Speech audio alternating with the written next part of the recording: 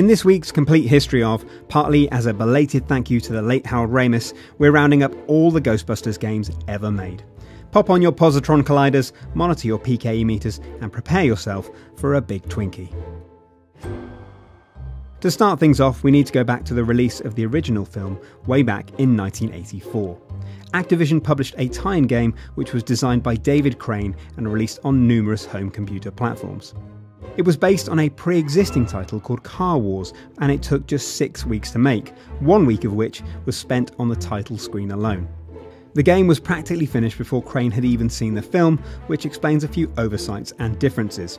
Cleverly though, if you completed the game, you'd be given a code that would let you play it through again with the money that you'd saved. Progressive stuff for the time. Now, we can't talk about endings without briefly skipping ahead to look at the NES version of the game, released in 1988. This was a port by Japanese developer Micronix, which, if you managed to make it past the crushingly hard final scrap with a bosomy gozer, rewarded you with this incredible end message. Congratulations indeed. In a nice nod to the NES game, this message can be seen on a monitor in the firehouse of Ghostbusters the video game, which we'll come to in a bit. Keeping things chronological though, the next game on the list is the real Ghostbusters arcade game, released by Data East in 1987. This was an arcade port which came to home computers loosely based on the cartoon spin-off, and we say loosely because the original Japanese version isn't even a Ghostbusters game at all. Next came the Ghostbusters 2 tie-in in 1989, published for home computers by Activision. Based on various sections from the film, the game had you collecting slime from sewers, bringing Lady Liberty to life, and helping Vigo get over his Carpathian kitten loss. A NES version followed in 1990, which instead took the form of a side-scrolling shooter, with a few driving sections crowbarred in for good measure. Much like the NES port of the original Ghostbusters, it was horrendously hard to complete. Another version followed the same year, released in Europe and Japan as New Ghostbusters 2. Developed by HAL Laboratory, it was a chunky, happy, top-down actioner released on the NES and the Game Boy. A version was also made for the Atari 2600, which was only released in 1992 by British game company Salu, long after Atari had ended support for their machine. In 1990, we got Ghostbusters on the Mega Drive, a Sega title unrelated to the 1984 game. This was a cartoon run-and-gunner which inexplicably left Winston Zeddemore off the roster. After that, in 1993, we got the real Ghostbusters on the Game Boy, a puzzle game based on Kemco's Crazy Castle franchise. Now, the game was released in Europe as Garfield Labyrinth, which gives us all the reason we need to recount this fun Peter Venkman fact. An actor named Lorenzo Music provided the voices for both Venkman and Garfield in their respective cartoons, and in the movie version of Garfield, the voice of the fat orange cat was done by, you guessed it, Bill Murray, who played Peter in the films.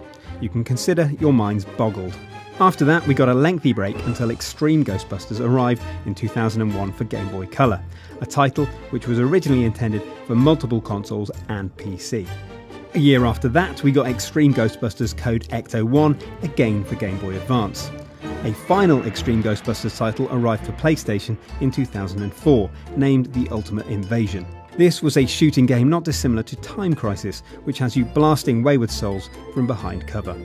In 2006, we got our first Ghostbusters mobile game, a puzzle title likely to fill you with feelings of dread. Thankfully, this was followed up by the rather excellent Ghostbusters the video game in 2009. This was basically an ectoplasm-coated love letter to Ghostbusters fans, with a script written by Dan Aykroyd and Harold Ramis and voices from the original cast. And given the current state of the script, this may be as close as we ever get to a third Ghostbusters movie. After that came multiplayer title Ghostbusters Sanctum of Slime in 2001. This was a loving, if slightly mediocre, semi-sequel to Ghostbusters the video game, built in 4 months using assets from its bigger brother. In 2012 came Ghostbusters Paranormal Blast, an ambitious augmented reality mobile game that let players catch their own ghosts. And finally, after that, we got the Beeline Ghostbusters mobile app in 2013. This cartoony spin-off cleverly references early Ghostbusters lore, but it's built from the same pocket-emptying freemium model as The Simpsons tapped out. So unless Ghostbusters 3 arrives and we get the inevitable licensed titles, that's your lot.